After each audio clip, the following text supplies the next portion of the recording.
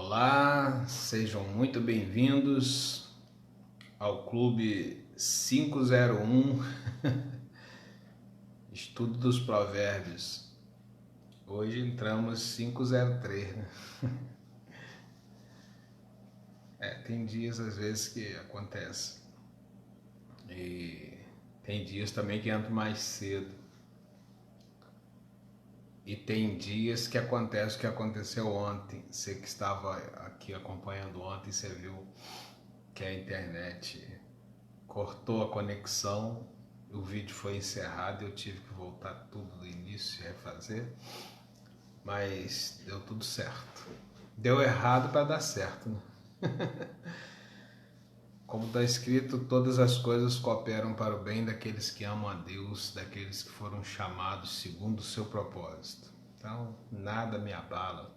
Quando dá errado é porque eu sei que é para dar certo.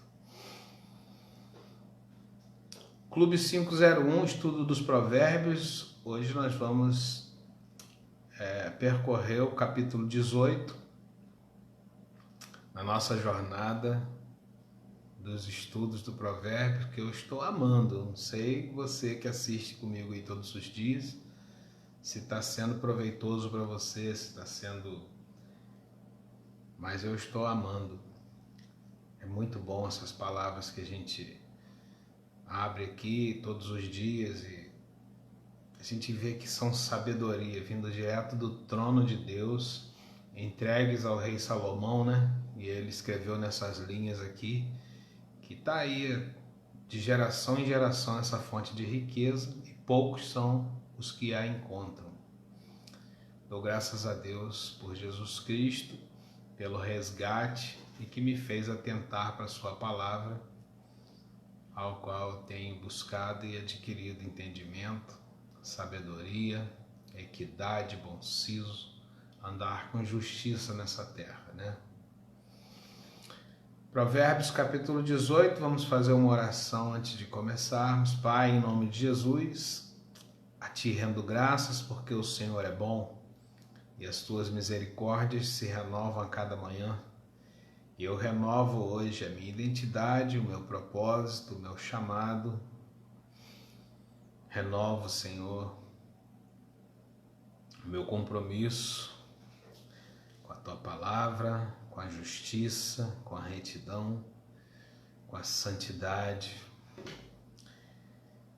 Eu te peço, Senhor, que o Teu Espírito Santo guie o meu espírito e o meu espírito governe a minha alma e a minha alma governa sobre as minhas emoções, as minhas vontades, os meus desejos e a minha alma governa o meu corpo. O meu corpo não fará suas próprias vontades, antes se sujeitará à vontade do meu Criador. E o meu corpo desfrutará do melhor dessa terra. E juntos governaremos para o reino de Deus. Venha o Teu reino, Senhor, em nome de Jesus. Hoje é dia de fazer o bem, de amar o próximo e de expandir o reino de Deus na terra, e nós vamos começar agora fazendo isso, né? Provérbios capítulo 18, se você tem uma Bíblia, abra aí e acompanha comigo, né? Como eu costumo sempre dizer aqui, os bereanos foram considerados nobres, porque toda vez que chegava um evangelista na terra deles pregando a palavra lá, eles consultavam nas escrituras se aquele evangelista estava pregando realmente a palavra de Deus ou se era um enganador, né? Então os bereanos foram considerados nobres. Então quando alguém fala de Deus para você, alguém vem com palavras dizendo que sabe o caminho de Deus para você, você tem que consultar nas escrituras para ver se aquela pessoa é um profeta de Deus mesmo, se ele é um falso profeta, porque há já entre nós muitos enganadores. E não são poucas as pessoas que seguem após esses enganadores. Então seja nobre, seja uma pessoa nobre como os bereanos, né? Consulte tudo na palavra de Deus, se o que a pessoa que vem em nome do Senhor é um profeta de Deus, né? Como o apóstolo João escreveu, né? consultai, examinai e provai todos os espíritos, porque nem todo espírito que são enviados vem da parte de Deus, porque muitos enganadores já estão entre nós no mundo, né? Porém, a palavra de Deus diz: bendito é o que vem em nome do Senhor, né? Se você vem em nome do Senhor, você é bendito sempre. Mas seja você, o que vem em nome do Senhor é bendito sempre, né? Mesmo que ele seja um falso profeta. Seja bendito o que vem em nome do Senhor. Mas você, seja nobre, examine nas Escrituras se o que essa pessoa está te ensinando não é a verdade. Provérbios capítulo 18, ele vai te ensinar, inclusive, a fazer isso, né? Sem eu precisar ficar te instruindo. Busca, versículo 1, busca satisfazer seu próprio desejo aquele que se isola. Ele se insurge contra toda a sabedoria. Olha, até há pouco tempo eu estava sendo um tolo, que eu estava fazendo isso aqui. Eu ia para uma comunidade e aí eu via que as coisas não estavam de acordo com o meu querer, né? Com os desejos do meu coração. Então eu me isolava. Eu saía daquele movimento ali e ficava sozinho na caverna. Aí até que ler esse provérbio aqui chega a dar um choque, né, quando você lê isso, né? Busca satisfazer seu próprio desejo aquele que se isola, ou seja, a sabedoria ela está em você saber viver em lugares de conflito e ficar ali de boa. Mas quando a gente só quer o que nos agrada, aí a gente está buscando o que alegra o nosso coração e, consequentemente, a gente acaba se isolando. A sabedoria está em você lidar com todo mundo, com qualquer pessoa. Jesus andou com Judas, pois ele sabia que Judas era ladrão. Ele sabia, mas ele nunca se insurgiu contra Judas. Foi o contrário, foi Judas que se insurgiu contra ele. Então, o sábio realmente... Hoje eu aprendi isso, né? Com o sofrimento. Mas o sábio, ele lida com todo tipo de pessoa. Porque o mal, ele não está dentro da pessoa de bem. Ele age dentro das pessoas de má índole, né? Que tem um coração não purificado. Então você estar no meio de pessoas assim não te faz como elas. Pelo contrário, você ali vai irradiar a sua luz diante delas. Talvez você ali vai ser um bom exemplo para que elas se arrependam e se converta daquele mau caminho. Mas se você se afasta, você permite que aquela pessoa continue em trevas, porque você era a luz e você resolveu sair dali. Então aquela pessoa não vai modificar o caminho dela. Jesus, ele andou com Pedro, que era impetuoso, um cara briguento, marrento, e que tudo era na briga. Andou com João, que aparentemente, se fosse nos dias de hoje, chamariam João de Nutella, né? O cara frágilzinho, o mais frágil de todos. Aquele que gostava de deitar assim no peito do Senhor Jesus para dormir até. Era o cara que gostava de dengo, né? Na nossa geração, aí seria chamado de Nutella. Jesus andou com Judas, que era ladrão. Mas o que esses caras tinham de falha e defeito não influenciava o caráter do Senhor Jesus. Antes, Jesus, na sua santidade, purificava o coração deles e influenciava eles para o reino. Então, esse provérbio aqui está chamando a atenção disso. Busca satisfazer seu próprio desejo aquele que se isola, ou seja, quando ele é colocado em situação de adversidade, no meio de pessoas que pensam às vezes diferente dele e não tem, né, o mesmo pensamento, ele se isola, ele sai dali, ele não quer ficar junto. Eu fiz isso várias vezes, principalmente em congregações, e digo com toda sinceridade, não tenho a menor vontade de estar lá. Eu estou sendo sincero. Por causa disso, são pensamentos que não batem às vezes, né? Mas aqui está dizendo que busca satisfazer o seu próprio desejo, aquele que se isola. Ou seja, eu tenho desejo de não estar realmente entre pessoas que não pensam... Não é nem que não pensam como eu. eu até respeito a pessoa que pensa diferente de mim. Eu não fico em unidade com elas, de jeito nenhum. Não tem como. Eu posso até ficar em união ali junto. Comungar, ficar junto, em comunhão. Mas jamais você vai me ver em unidade. Se a pessoa fala algo que é contra a palavra, se ensina algo que eu busco na palavra e vejo que está fora, eu não vou ter unidade com a pessoa dessa de jeito nenhum. Essa é a dificuldade. Mas eu entendi que busca o seu próprio desejo aquele que se isola, que eu não devo me isolar, mesmo eu estando lá e essas coisas me confrontando, é uma afronta, né? Jesus, você acha que Jesus fez dentro do templo quando ele entrou lá? Ele viu os caras vendendo, né, fazendo câmbio dentro do templo de Deus. Ele chegou lá e aplaudiu e falou assim: louvado seja o nome do Senhor, que obra maravilhosa vocês estão fazendo. Nem fez isso não.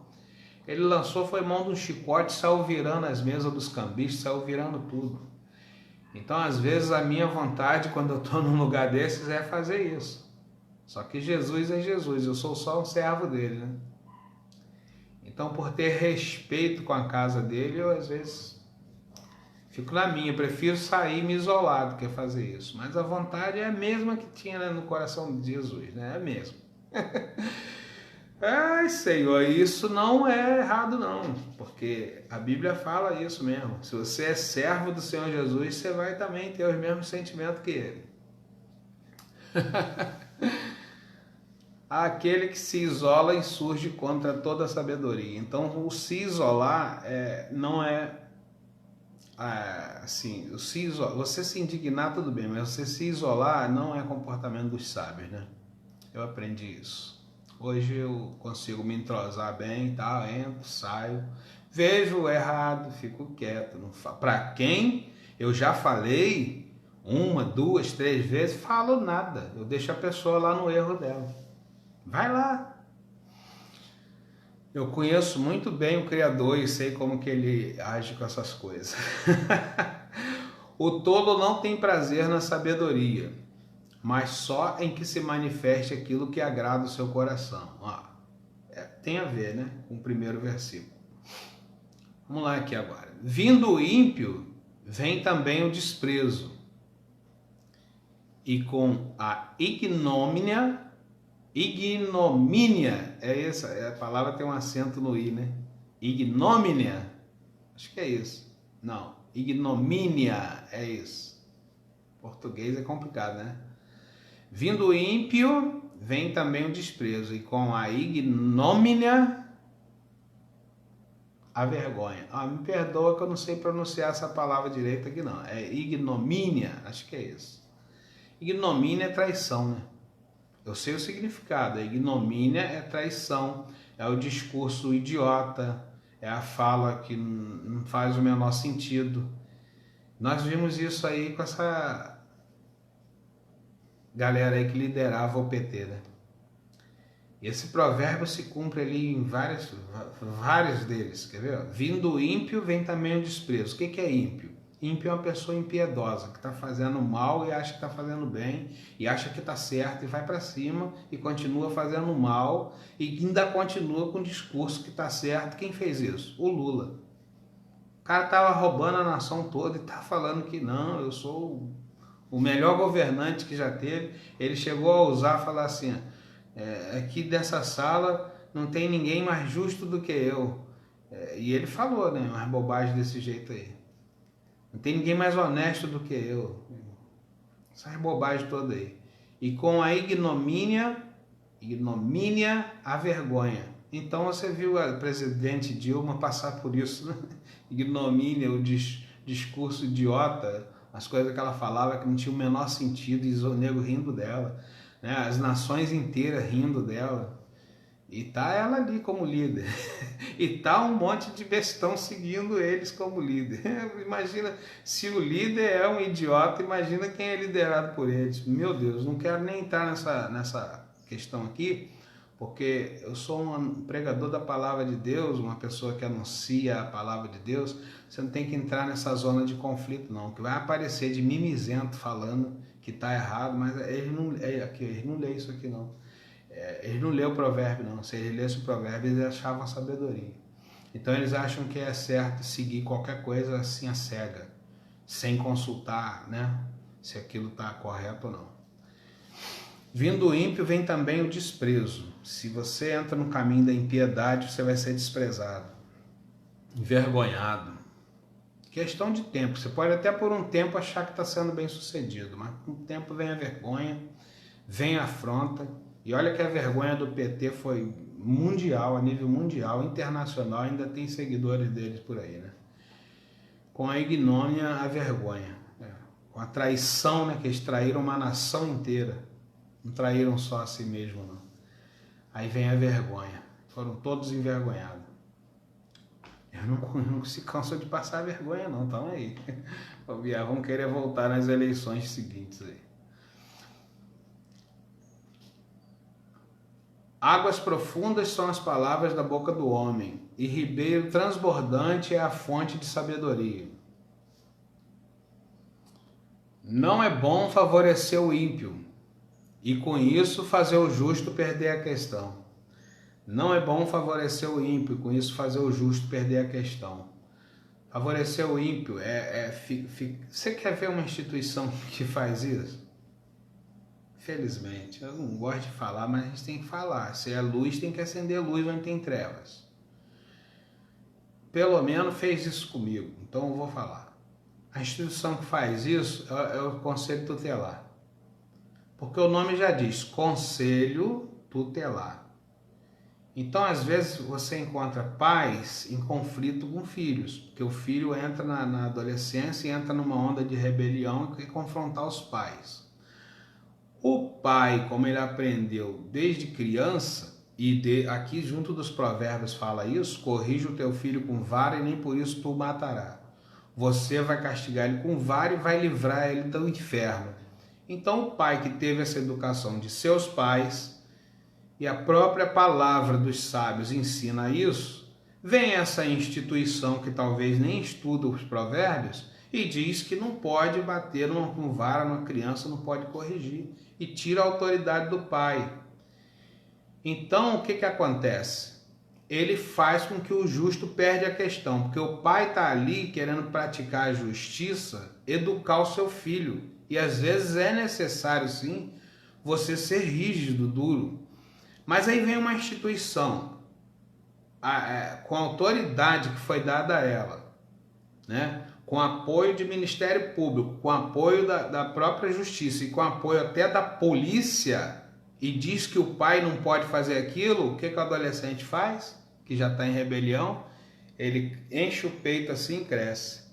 E aí ele afronta muito mais ainda os pais. Eu vivi isso e eu tenho autoridade para falar isso. E quero ver o Conselho Tutelar dessa cidade aqui insurgir contra o que eu estou dizendo. Eu fui injustiçado por essa instituição e eu tenho autoridade para falar isso aqui.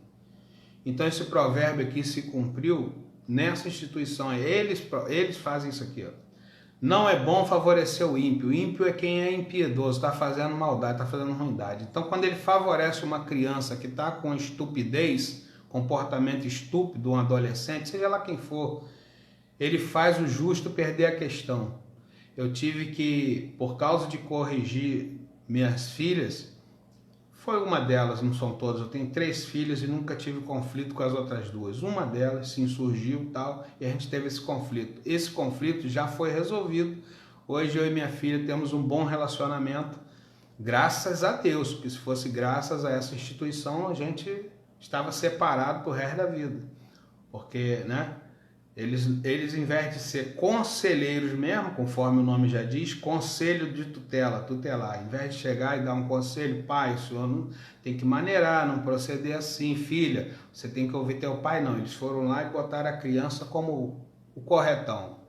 E minha filha estava faltando aula, andando no caminho maluco, entendeu? Andando após amiguinhos tortuosos, entendeu? E aí o pai não podia fazer nada. Não pode fazer nada não, pai, deixa o teu filho. Ele tá certo, né? Eu só não perdi a minha filha pro mal por misericórdia de Deus. Misericórdia de Deus, que a Bíblia diz que onde abundou o pecado, superabundou a graça. A minha filha foi tirada da minha tutela por causa dessa instituição aí. e ela acabou jovem, antes dos 18 anos, engravidando. E ela teve sorte que o rapaz é de família, e hoje ela tem uma família. Como eu disse, foi misericórdia de Deus. Já a outra irmã dela foi seguir o mesmo caminho e não teve a mesma sorte. Aí você vê, a instituição aí, que eu acabei de falar aqui. Não é bom favorecer o ímpio e com isso fazer o justo perder a questão. Vocês têm que melhorar muito, conselheiros tutelares. Tem que melhorar muito, viu?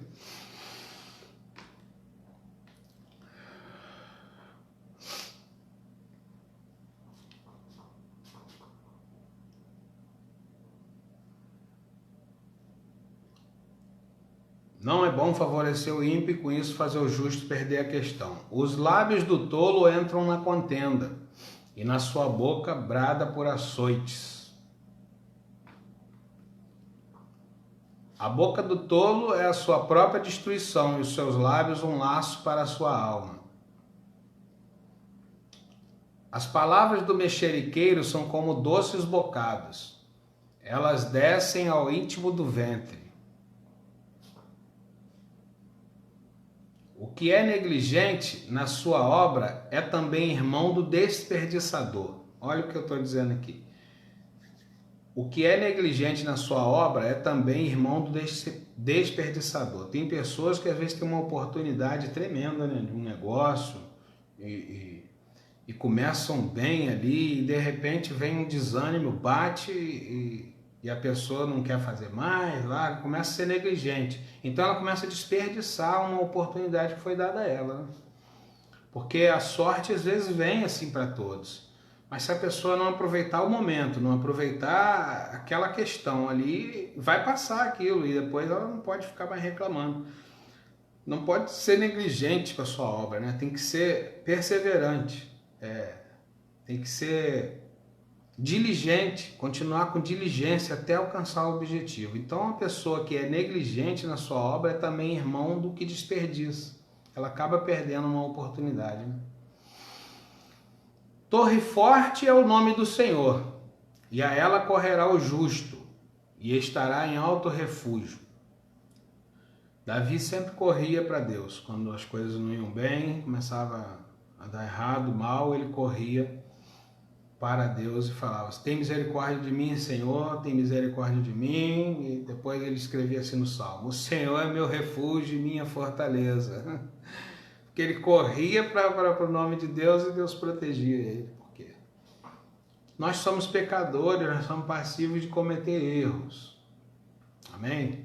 Só que o justo, mesmo ele sabendo disso, quando ele comete um erro, ele corre para Deus, pede perdão, pede misericórdia. Deus vem, aplaca a misericórdia, não o juízo, enche ele de graça, que é a favor não merecido, e ele vai continuando a vida.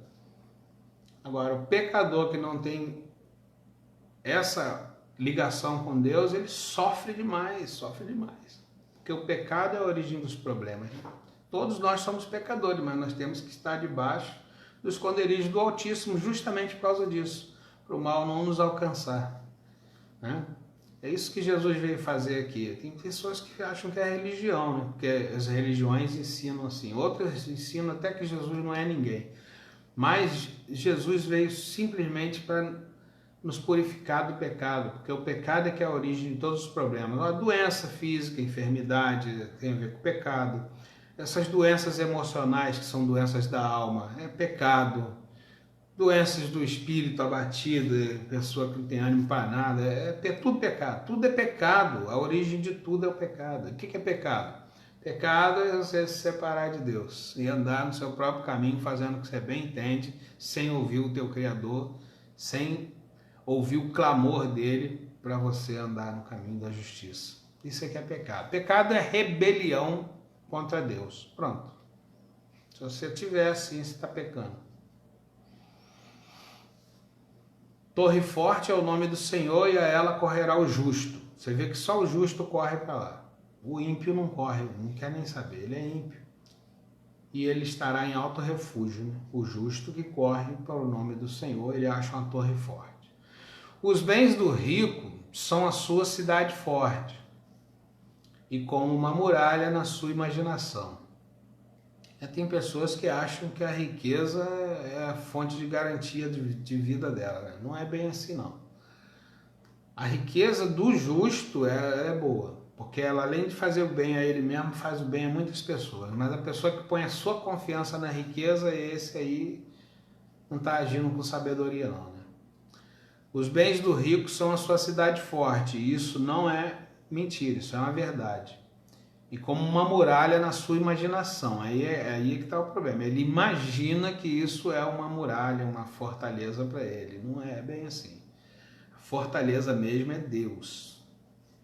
Você sendo rico ou pobre, se você tiver Deus no centro da sua vida, cuidando das suas coisas, você está bem, você está seguro. Agora, sendo pobre ou rico também, não tendo isso, você está lascado. O coração do homem exalta antes de ser abatido, e diante da honra vai a humildade. Aqui está falando de altivez, né? O cara que é altivo de coração, ele se exalta antes de ser abatido, porque a Bíblia diz que a altivez do espírito precede a queda. Então, logo, logo, o cara que se exalta muito e em si soberbece, ele vai ser abatido, porque o coração, quando se exalta, ele está perto de descer para a vergonha. A gente viu isso também no PT, né? O coração do homem se exalta antes de ser abatido. E diante da honra vai a humildade, ou seja, se você é uma pessoa humilde, a honra vem assim, ó, acompanhando, né? O que responde antes de ouvir comete estultícia, que é para a sua própria vergonha. Estultícia é comportamento estúpido, né? Então, se uma pessoa responde antes mesmo de ouvir, ela já está com comportamento estúpido. E vai passar vergonha, porque o que está discursando, falando, vai repreender ela. Fala assim, poxa, você está falando antes mesmo de ouvir, cara? Primeiro ouve, porque uma conversa não é uma fonte de uma via só, é um diálogo, o nome já diz, diálogo.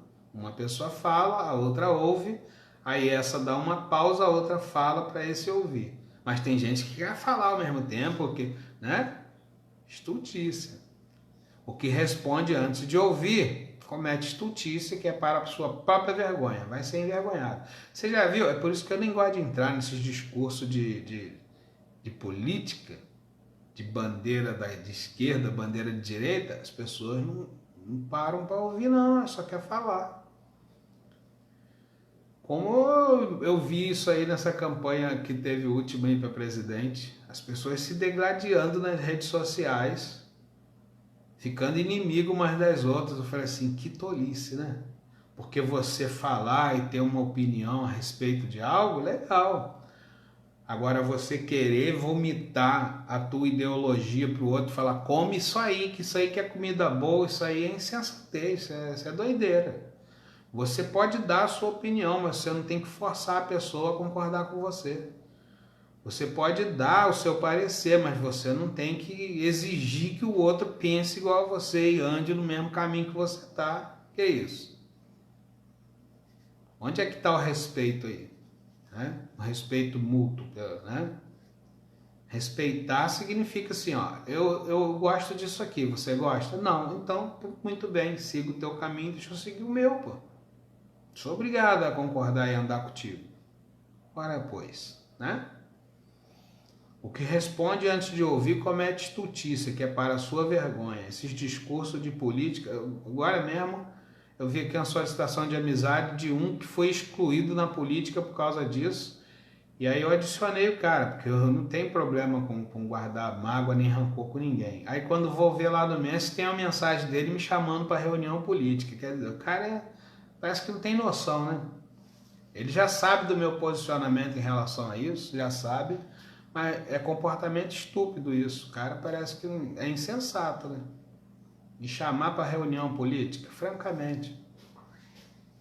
Eu saí fora disso aí tem 4 anos e não me meto mais com isso. Vou votar, sou cidadão e sou obrigado, mas já vou já decidido para quem vai ao voto. Ninguém me influencia em campanha política, não. Eu avalio o candidato 4 anos antes de ele se colocar como candidato, ou já conheço a vida dele antes mesmo de ele se colocar como candidato. Aí eu sei se vou votar nele ou não. Não é a campanha que me influencia, eu já tenho meu voto decidido antes mesmo da pessoa às vezes se colocar como candidato. Eu já conheço ela. Esse é o correto. Agora, se você não conhece a pessoa de longe, pesquisa sobre a vida dela. Vai dando voto a qualquer imbecil aí não. Por causa disso a gente tem colocado muitos ladrões no poder aí. Muita gente ruim governando sobre nós. E depois quer reclamar que o país está ruim. Que a cidade não está boa. Esse ano é ano de eleição, preste atenção nisso. Inclusive essa instituição que eu falei acima aí, né? Quem criou essas leis lá de ECA lá? Se você ler o ECA, você vai ver que tem coisas boas ali, mas tem parágrafo ali que tem que ser arrancado. Tem que ser arrancado, tem que ser reformulado esse ECA aí. Mas isso aí quem faz é quem? Os vereadores que você vota, os deputados estaduais e federais que você põe no poder, os senadores, né? Então, vota direito. Você é pai e mãe e também se sentiu prejudicado por essa instituição? Vota direito. O espírito do homem susterá a sua enfermidade, mas ao espírito abatido, quem o suportará? Estou falando que o espírito do homem vivificado, ele susterá a sua enfermidade. O espírito abatido, quem o suportará? Eu vou dar um exemplo disso aqui que está falando da área de medicina. Não é uma área que eu não domino, mas eu já vi alguns exemplos. Até os médicos atestam isso. O espírito do homem susterá a sua enfermidade. Preste atenção, tem pessoas que chegam no médico e tem um diagnóstico. O médico fala assim, você está com isso, isso e isso, mas essa pessoa fica otimista. Ela não se abate, já diferente do outro que está aqui, ó. O espírito abatido, quem o suportará? Então essa que fica ali confiante e deixa os médicos trabalhar, ela recebeu um diagnóstico, às vezes até uma enfermidade que o cara fala assim, ó, é mortal, você tem só alguns dias. A pessoa não se abate, ela fica ali confiante. Sabe o que pode acontecer? E geralmente acontece na maioria das vezes, essa pessoa é curada. Porque isso está nesse provérbio aqui. Talvez essa pessoa que ficou confiante quando ela recebeu o diagnóstico, ela já leu esse provérbio aqui, ó. O espírito do homem susterá a sua enfermidade, mas ao espírito abatido quem o suportará? Vai ver, essa pessoa conhecia esse provérbio aqui. Então ela recebeu o diagnóstico, ela ficou confiante e ela consegue até a cura. Aí os médicos falam assim, foi um milagre, porque o seu caso era mortal. E foi um milagre mesmo, porque a pessoa estava firmada onde? Na palavra de Deus. Se você crê em Deus, você crê em milagre. Se você crê em milagre, o milagre acontece. Então eu já vi pessoas assim com câncer, o seu câncer é terminal, ela ficou com o espírito firme, confiante, passou pela quimioterapia, passou por aquela luta toda e foi curada. Porque o espírito dela estava ressurreto, ele firme, eu vou vencer isso. E venceu. Agora tem pessoas que quando o médico fala, ela já bate. Aí a negatividade entra toda na mente. Lembra que o apóstolo Paulo falou que o campo de batalha é a mente, que você deve usar o capacete da salvação? Então a pessoa não nutre a sua mente com bons pensamentos, vem só pensamento negativo e ela morre. Esse provérbio aqui fez a gente entrar nesse assunto da área da saúde. Então, quando você receber um diagnóstico de enfermidade, vem para a palavra de Deus. Não se intimida não, porque Jesus curava paralítico, Jesus curava enfermidade de tudo quanto é jeito e cura hoje. Jesus ressuscitou morto, um defunto fedendo já há 4 dias, sepultado. Jesus falou, sai para fora, e o defunto saiu. Aí você não crê nessas coisas, como é que você vai achar a vida? Se você não crê que você pode ser curado da sua enfermidade, se você não crê que Jesus ressuscitou um homem morto de 4 dias já fedendo, a própria família desse falou assim, quando ele falou, tira a pedra, a família falou assim, Senhor, já cheira mal. Você vê, nem a família acreditava muito no que ele ia fazer, né? E andavam com ele, viu? Estavam acostumados a ver ele fazer essas obras. Mas ele falou, tira a pedra então que te atrapalha de você receber teu milagre. Tira a pedra da incredulidade. Quando vier o mau rumores, firma o teu coração na palavra de Deus, que você vai ver milagre, você vai ver milagre. Jesus falou, se tu crê, tudo é possível que crê. Se você crê e tiver fé em Deus, você dirá a essa montanha, erga-te daqui e lança lá no mar, e nada vai te ser impossível. Mas como que você vai ver esses milagres com incredulidade? Não vai ver. Não vai ver. O que acha o favor do Senhor, acha a vida, né? Você acha a vida. Deus quer te curar, sempre. Não tenha dúvida disso. Ah, mas a enfermidade está no meu corpo. Claro, por causa nós somos um corpo mortal, né? Por causa do pecado. Lembra que o salário do pecado é que leva à morte? Nós somos pecadores, isso está sujeito a qualquer um de nós. Por mais que o cara seja o crente bam, o profeta Eliseu, por exemplo, ele morreu com uma enfermidade. Você acredita nisso? O profeta Eliseu da Bíblia, ele morreu com uma enfermidade, ou seja, ele não foi curado da enfermidade dele. Aí você fala assim, então ele não era profeta. Tanto era que a Bíblia diz que aconteceu um milagre atribuído ao profeta Eliseu depois dele morto já. Foi jogado um morto na sepultura de Eliseu, e quando o morto bateu na ossada de Eliseu, o morto que bateu na ossada de Eliseu ressuscitou. Você nunca leu isso na Bíblia? É porque Eliseu foi o profeta que sucedeu o profeta Elias. E o profeta Elias, eu acho que ele tinha feito 7 grandes milagres, né? Sinais e prodígios milagrosos. O profeta Elias, ele fez descer fogo do céu, ele abriu o rio Jordão, assim, igual Moisés, o Mar Vermelho. As pessoas falam muito de Moisés, né?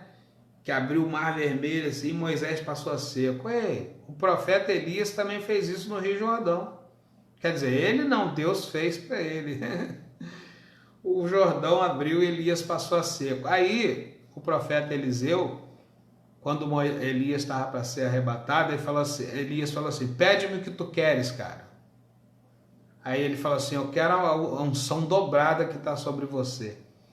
Aí o profeta Elias falou assim, eu vou ser arrebatado, se você conseguir ver isso, a unção dobrada vai vir sobre você. E Eliseu viu quando a carruagem de fogo veio e desceu do céu, e Elias foi elevado num redemoinho ao céu, e ele foi arrebatado. Então a capa de Elias caiu, Eliseu pegou e Eliseu bateu no Jordão com a capa, o rio Jordão abriu. Teu pastor não prega isso na tua igreja, não? Então, Eliseu tinha unção dobrada que tinha sobre a vida de Elias. Então, Elias fez 7 milagres em vida, 7 sinais grandiosos, né? Então, se Eliseu tinha unção dobrada, Eliseu tinha que fazer 14, né? O dobro. Só que Eliseu fez 13 grandes sinais de milagre, 13. Machado flutuou, um monte de coisa, né? Aí, quer dizer, ele morreu com uma enfermidade. Eu imagino o diabo ficou rindo. Ele não fez unção dobrada, ele não conseguiu os 14 milagres. Lembra que Deus diz assim, quem crê em mim, ainda que esteja morto, viverá. E quem crê em mim, nada é impossível, nada. Então, Eliseu já estava morto, 13 milagres feitos, 13 sinais e não 14. E eu imagino o inferno todo comemorando que ele não fez os 14, que Elias tinha feito 7. O que Deus faz? Uma confusão lá, uma guerra, sei lá o que, começa uma pessoa a fugir pelo cemitério e cai um cara morto dentro da sepultura de Eliseu, que já estava só na ossada. O morto bateu lá dentro e ressuscitou. Pronto, está ali o 14º milagre. Porque Deus é assim, rapaz. Agindo Deus, quem impedirá? Se ele falou, a boca do Senhor falou, vai se cumprir. Não interessa o que o diabo faça, o que o inferno arquitete. Deus vai fazer e acabou. Diabo não para a obra de Deus, ninguém para a obra de Deus.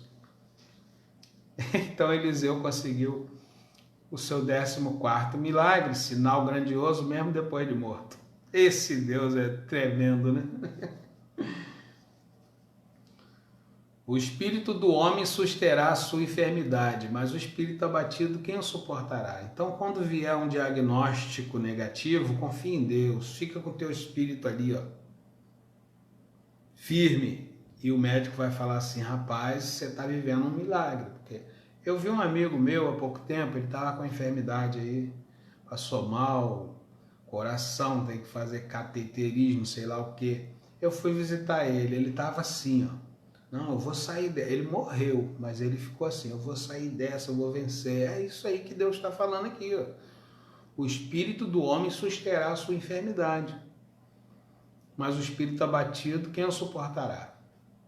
Ele faleceu na hora de fazer esses exames nele lá, teve complicações e ele faleceu. Mas ele estava ali o tempo todo falando que ele ia vencer, e é assim que você tem que fazer também. Porque eu já vi pessoas com estado pior do que o dele que sobreviveram, estão ainda aí na Terra. E ele, Deus quis recolher ele, ué. Mas ele estava ali, ó, confiante. O cara que está assim, ele tem um espírito vivificado. Eu acredito que ele já está na eternidade. Ele já estava, aliás, por isso que ele estava assim.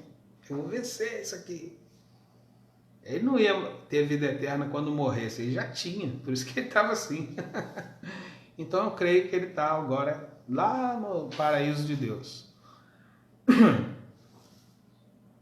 Eu ia falar o nome desse meu amigo, mas pode causar muita emoção na família, deixa quieto. Mas quem conheceu ele assim como eu, sabe quem é que eu estou falando já. Já até sacou já, né?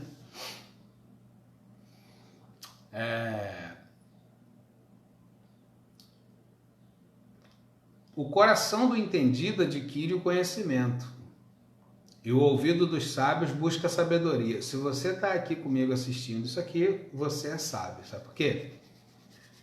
Porque você está buscando a sabedoria. Está falando aqui, o ouvido dos sábios busca a sabedoria. Se você está aqui com o seu ouvido ouvindo, é porque você está buscando a sabedoria. E o coração do entendido adquire conhecimento. Lembra que eu disse isso na live de ontem? Eu falei assim, não adianta nada você ler e não entender. Então, quando você for ler a Bíblia, pede a Deus em oração, Senhor, abra o meu entendimento para me entender as tuas sagradas escrituras. E Deus vai te abrir o entendimento, porque não adianta nada você ler e não entender. Você tem que entender. Você tem que ficar, mesmo que básico, né? Porque a palavra de Deus tem textos aqui que é de difícil entendimento, principalmente para um cara leigo intelectualmente igual eu. Eu estudei muito pouco, né? Então não tive assim ajuda dos mestres. O mestre que me ensina é o Espírito Santo. E esse é o melhor de todos que tem, né? O coração do entendido adquire o conhecimento e o ouvido dos sábios busca a sabedoria. Então, se você está aqui ouvindo os provérbios, você está buscando a sabedoria e você vai achar.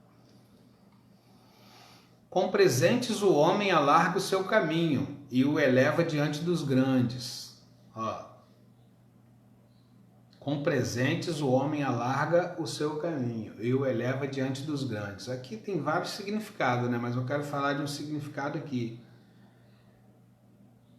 Quando uma pessoa aproveita-se uma coisa que está numa promoção, por exemplo, ele está economizando o dinheiro dele, né? Veja bem o provérbio. Com presente o homem alarga o seu caminho. Alargar é aumentar. Se você compra no momento que está tudo caro, o preço está lá em cima, você está gastando mais recurso financeiro e adquirindo menos bens. Quando algo fica com preço mais abaixo e você sabe que aquele produto é bom, né? Eu não estou falando de você comprar coisa barata que é porcaria, não. Estou falando de você comprar um bom produto que o vendedor te ofereceu com preço mais baixo. Aí você cai para dentro, você adquire aquilo, você está adquirindo bens, você está adquirindo riqueza, logo você não vai ter necessidade mais daquele bem, daquele item, e você está alargando o seu caminho. O que é que o provérbio está dizendo aqui? Com presentes o homem alarga o seu caminho e o eleva diante dos grandes, ou seja, você vai conseguir adquirir riquezas. Os grandes não são os ricos? É isso mesmo que a Bíblia está falando aqui, o provérbio. Com presentes o homem alarga o seu caminho e o eleva diante dos grandes. Você tem que ficar ligado nisso, entendeu? Compra com preço baixo, espera para vender na alta. Você quer ver quem faz isso? O pessoal que compra ações, o pessoal que compra dólar. Você entendeu o que eu estou falando aqui tem a ver com economia? Então pronto. Com presentes o homem alarga o seu caminho e o eleva diante dos grandes. Presente é o quê? Geralmente é uma coisa que a pessoa te dá de graça. Ela te dá para te agradar, presentes. Então aqui está envolvendo muita coisa. Envolve isso, a compra de ações na bolsa, a compra de dólar. Quando o dólar está em baixa, você faz o quê? Você vai lá e compra. Espera ele subir na alta e vende. Você multiplicou o seu dinheiro. Os ricos fazem isso. O pobre não faz, por isso que ele continua pobre, né? E o que o pobre faz? O pobre quer comprar coisa barata. E não é disso que eu estou falando. Eu estou falando de você comprar uma coisa boa com bom preço, quando o preço baixa. Você quer ver durante essa pandemia, por exemplo, que o emprego caiu? Teve muitas pessoas vendendo bens valiosos com preço baixo. O preço do aluguel caiu. Então é isso, é você aproveitar oportunidades para fazer aquisições. Entendeu, né? Eu entendi assim. Pode ser que com você Deus fale diferente, mas eu entendi isso aqui. Com presentes o homem alarga o seu caminho e o eleva diante dos grandes. O que pleiteia por algo, a princípio parece justo, porém vem o seu próximo e o examina. Isso aqui acontece muito com pessoas que vai pleitear a causa na justiça, às vezes, né? A princípio ele parece justo, mas aí vem o outro, o seu próximo e o examina. O que está dizendo aqui? A pessoa às vezes bota o outro na justiça e fala assim, eu tenho direito, eu tenho razão. Aí vem o juiz e examina aquilo ali. Aí quando vê que a pessoa está agindo de má fé, querendo se dar bem em cima do outro, o juiz não dá nada. Dá causa perdida para ele. Porque o que pleiteia por algo, a princípio parece justo, a princípio parece que ele tem razão. Mas quando você examina ele direito e vê se o que ele está pleiteando é correto, é justo, às vezes você acha que não. E o outro estava sendo injustiçado. Por isso que teve um versículo acima que fala assim, não é bom favorecer o ímpio e fazer o justo perder a questão. Você tem que saber julgar, né? Então não vai de cara assim quando uma pessoa vem chegando e falando assim, ele fez isso, isso e isso, ele fez isso, isso e isso. Cuidado, você pode julgar uma pessoa inocente e condenar ouvindo um idiota. O que pleiteia por algo a princípio parece justo, porém vem o seu próximo e o examina. Aquela mulher adúltera, por exemplo, foi trazida diante de Jesus. Os caras estavam pleiteando a morte dela. Essa mulher foi pega em adultério, ela tem que ser apedrejada aqui e tal. E que não sei o que. A multidão de idiotas sempre faz assim, né? Já chega julgando. Ela tem que ser apedrejada e morta e tal. Aquela galera falando. E Jesus examinando todo mundo, né? Está falando aqui, ó. Porém, vem o seu próximo e o examina. Jesus foi, pôs de pé, olhou para aquela galera, tudo errado, porque nós todos somos pecadores, não tem um justo sequer. Jesus falou, olha, aquele que não tiver pecado, tira a primeira pedra nela aí. Aí, né, quando eles começaram a fazer uma autoanálise de si mesmos, eles falaram, a gente não pode tacar a pedra nela não. Porque se tacar nela, a gente também tem que levar umas pedradas, que a gente é bem coisa que não presta também. E aí foram saindo fora todo mundo. Aqui é a oportunidade, a chave da salvação, para mim e para você. Jesus falou, mulher, onde estão seus acusadores? Ninguém te condenou? Não, ninguém, Senhor. Ele nem eu te condeno. Agora vai e não peques mais. Você aprendeu agora que o pecado é que é a origem dos problemas? O pecado é que é o salário que leva à morte? O salário do pecado é a morte? Aquela mulher já foi trazida para receber o salário dela, a morte. Mas Jesus falou assim, deixa ela trabalhar um pouco mais de dias. Né? Tá cedo ainda para pagar o salário a ela. E aí quando ela é arrependida dos pecados, ela não recebe mais salário nenhum de morte, ela recebe a vida. Por isso que Jesus falou, vai e não peques mais. Mesma coisa ele disse para um paralítico que ele curou na beira de um tanque lá e depois encontrou o cara no templo. Ele falou assim, vejo que você está são, cara, você já está curado. Não peques mais para que não te suceda um mal pior do que aquele. É o pecado ou não é que traz os problemas? É. A Bíblia confirma isso em várias passagens, né? O que pleiteia por algo a princípio parece justo, porém vem o seu próximo e examina. Um outro exemplo que a gente tem aqui foi numa história com o próprio rei Salomão. Eu contei ontem, na live de ontem. 2 mulheres tiveram um filho na maternidade, as duas, à noite ali, aquele bando de mulher parindo lá, mas sendo que o bebê nasceu morto. E essa, querendo agir de má fé, foi lá e pegou uma criancinha da outra, que estava dormindo, vivo, e botou o bebê morto lá do lado da outra e começou a gritar: esse filho é meu. E a outra: não, você apanhou de mim. Aquela discussão toda ali, levaram para o rei Salomão julgar. E o rei Salomão, que tinha sabedoria nele, né? Que Deus deu a ele sabedoria, ele ficou observando. Ele falou assim: traga minha criança aqui. E a mulher gritando: é meu, o filho dela nasceu morto. Aqui, ó: o que pleiteia por algo a princípio parece justo, porém vem o seu próximo e examina. É isso que o provérbio está falando. Salomão, examinando a questão, falou assim: vou achar a mãe já, quer ver? Traga minha criança aqui. Trouxeram a criança para ele, pôs uma espada de um dos soldados, segurou a criança assim pela perninha, ameaçou abrir a criança no meio. Vou abrir no meio, vou dar uma banda para cada um e acaba a briga. A mãe verdadeira se atirou diante dos pés dele e falou assim: não faça tal coisa, Senhor. Não sacrifique a criança, não precisa matar a criança. Entregue a criança para ela, para a mãe. Entregue a criança para ela, deixa ela cuidar da criança. Então Salomão entendeu que essa era a mãe verdadeira, porque a outra ficava gritando assim: isso mesmo, corta, divide aí, nem eu nem ela. Essa era a impostora, né? Então o provérbio está aqui dizendo: o que pleiteia por algo a princípio parece justo, porém vem o seu próximo e examina. Nunca julgue precipitadamente nada. Tem uns mimizentos aí que falam assim: ah, você não pode julgar não. Jesus falou: não julgueis para não ser julgado. É mimizento, não conhece nada de Bíblia a pessoa que fala assim. Você tem que julgar sim, você tem que julgar com justiça. Porque se não pudéssemos julgar ninguém, para que ter juízes na terra, né? Os juízes estão aí para julgar as más obras, não as boas. Eles estão para condenar as más obras. Eles julgam boas obras e más obras, e condenam as más e aprovam as boas. Os juízos, magistrados, né? Então, se eu sou uma pessoa que tem bom siso, tem entendimento e tem a sabedoria, é claro que eu devo julgar as coisas sim. Aí vem esses mimizentos que não conhecem a Bíblia e falam: você não pode julgar não, só Deus pode me julgar. Você não se assusta com isso não? Só Deus pode te julgar. Isso te consola ou te amedronta? Coisa horrenda é cair na mão do Deus vivo, rapaz. Você sendo pecador, você é ousado demais em falar: só Deus pode me julgar. É isso mesmo, e Ele vai julgar todos. Ele vai julgar todos, tanto o justo quanto a ímpio. E o ímpio não subsistirá no juízo, diz a palavra.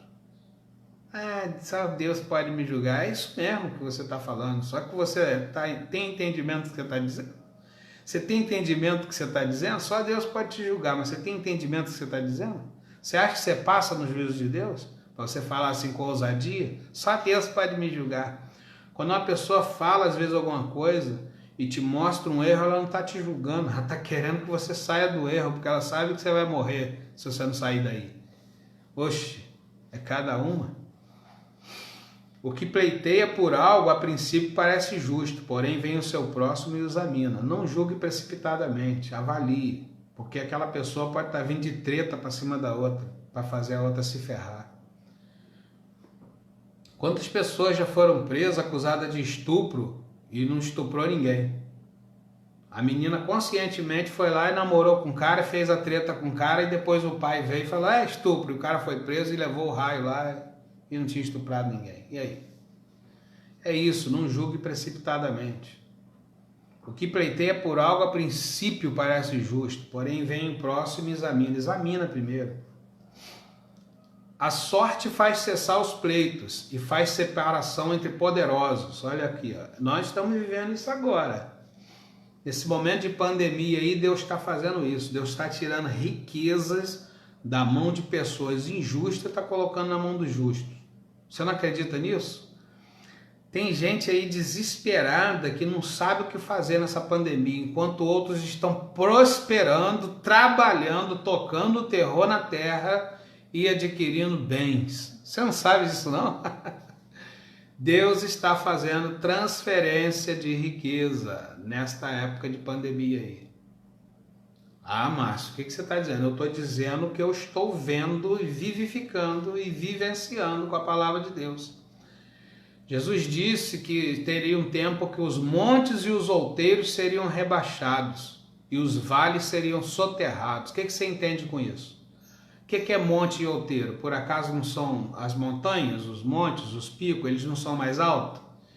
Na profecia, Jesus diz assim, os montes e os outeiros serão rebaixados, ou seja, montes e outeiros significam pessoas que estão ricas, são poderosas, elas têm grandes posses, elas estão lá no alto. Jesus falou que os montes e os outeiros seriam rebaixados e os vales seriam soterrados. O que é vale? Vales são as partes mais baixas da terra, é onde tem buraco, desnível. Aí você fala assim, os vales serão soterrados. O que significa isso? Você jogar aterro ali e nivelar, fazer o chão ficar assim, ó, niveladinho. Os vales, vales serão soterrados. Isso está dizendo nessa profecia que Deus iria trazer igualdade. Se você não está aproveitando a oportunidade nessa pandemia, você está deixando o tempo passar aí. O tempo é bom e não mal. O tempo é mal para quem está no mal. Você já viu quantas pessoas já morreram? E vai morrer muito mais ainda? O tempo é mal para quem está no mal. E o tempo é bom para quem está no bom. Se você está no caminho da justiça, se você está no caminho de Deus, se você está no caminho da luz, aproveita as oportunidades que vão ser dadas agora, nesse período de pandemia. Porque Deus está fazendo transferências de riqueza. Você entendeu isso? Toca o terror aí e vai para cima.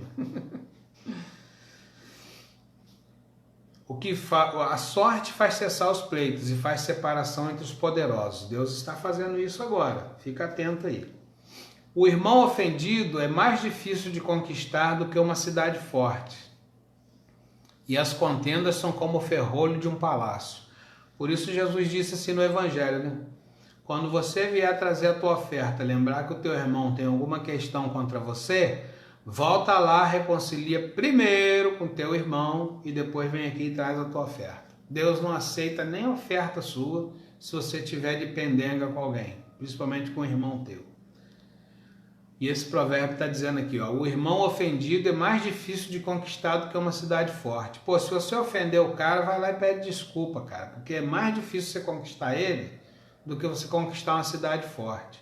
O provérbio está dizendo que é mais fácil você conquistar uma cidade igual Jericó, igual Josué conquistou, sem arma nenhuma, só fazendo o que Deus mandou. Rodei em volta da cidade 7 dias e a muralha caíram.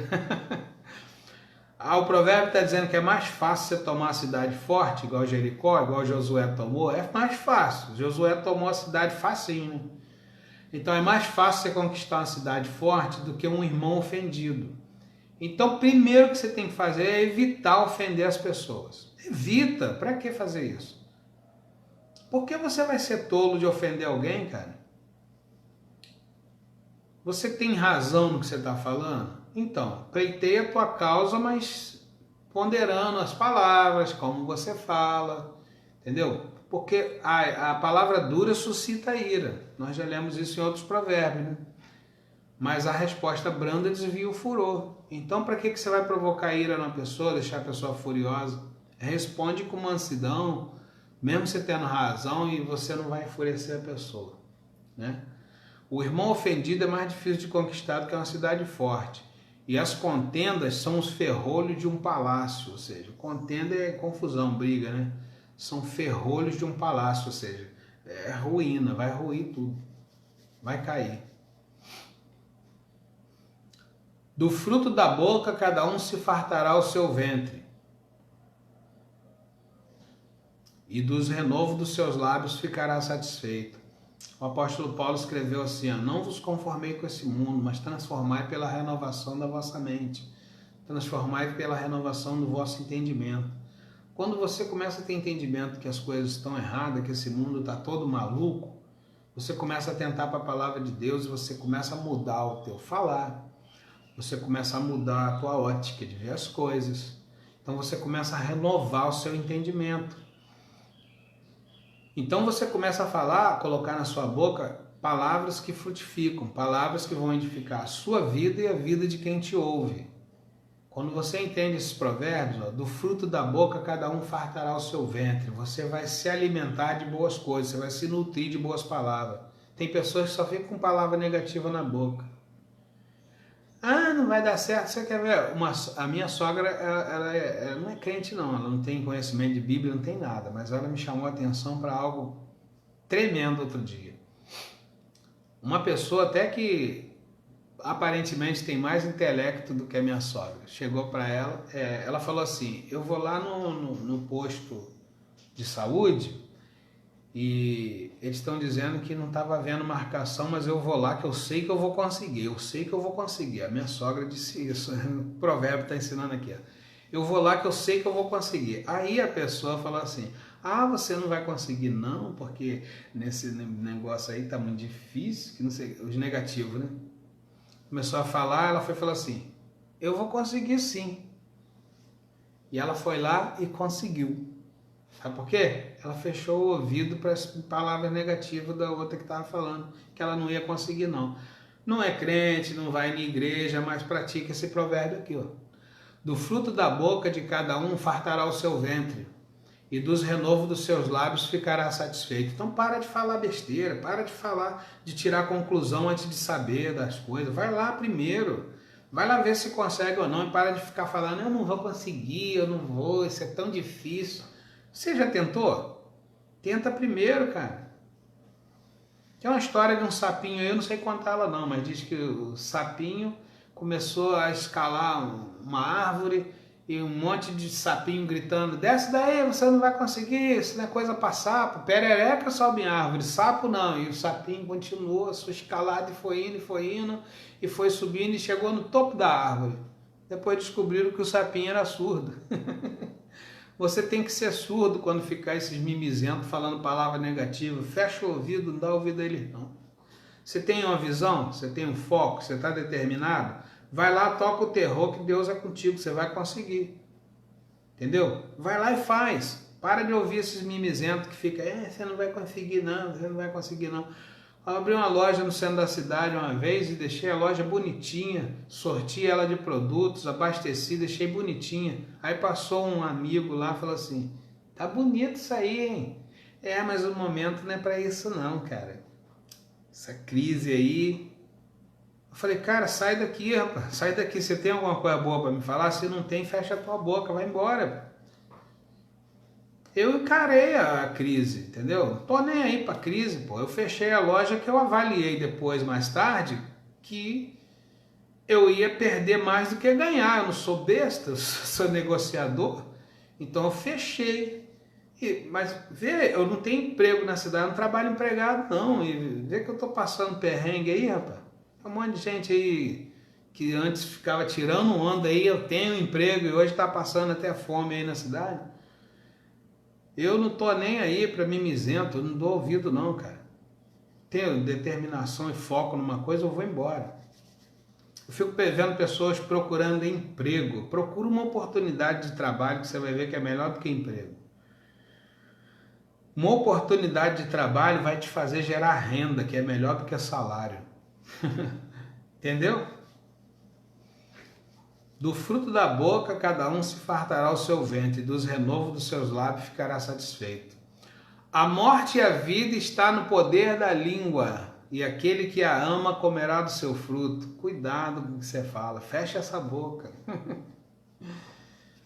Agora eu vou falar de uma promessa que Deus faz e eu já alcancei, e você vai alcançar também, viu? Aquele que encontra uma esposa acha o bem e alcança a benevolência do Senhor. Eu dou graças a Deus por ter uma esposa. Esposa, viu?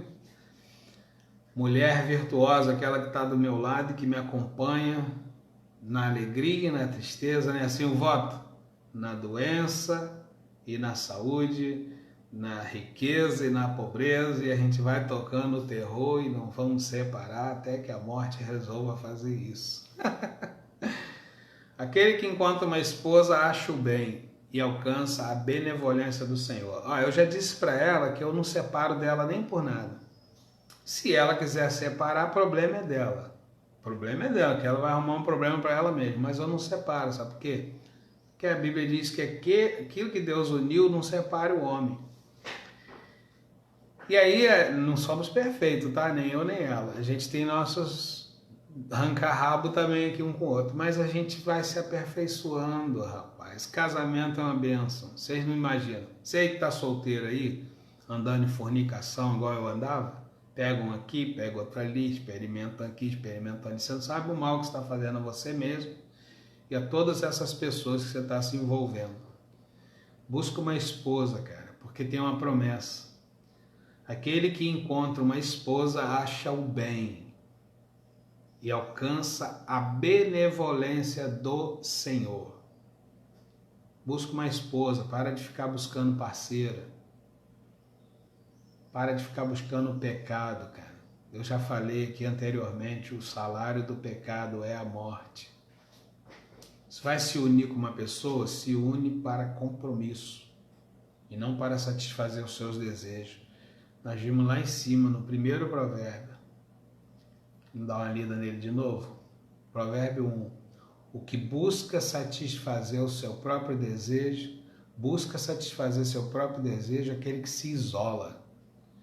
Você está isolado aí sozinho até agora porque você está buscando satisfazer os seus próprios desejos, mas quando você se unir em matrimônio, você vai ver que isso aí acaba. Agora tenha sabedoria, né? Porque casamento é um cordão de 3 dobras. Não entra nessa de unir só com a pessoa, você e ela, não. Coloca Deus também na relação, porque casamento é um cordão de 3 dobras. E um cordão de 3 dobras não se quebra facilmente, diz o sábio Salomão.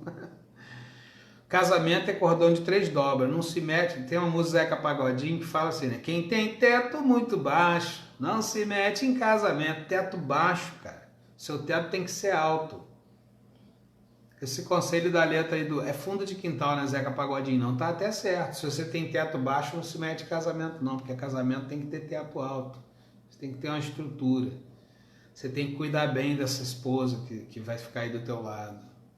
Você tem que garantir para ela segurança, educação. Você que é o provedor da casa.